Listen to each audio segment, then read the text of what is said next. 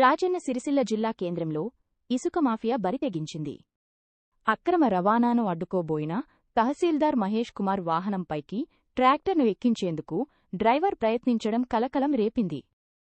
సాయినగర్ ఇసుక రీచ్ వద్ద దుమ్ము సమస్యపై తనిఖీకి వెళ్లిన అధికారిని లక్ష్యంగా చేసుకుని రాంగ్ రూట్లో వస్తున్న ట్రాక్టర్ను ఆపే క్రమంలో ఈ ఘటన జరిగింది. తహసీల్దార్ అప్రమత్తతతో త్రుటిలో ప్రమాదం తప్పింది. నిందితుడు శివరాత్రి శివాజీపై పోలీసులు కేసు నమోదు చేసి ట్రాక్టర్ను సీజ్ చేశారు.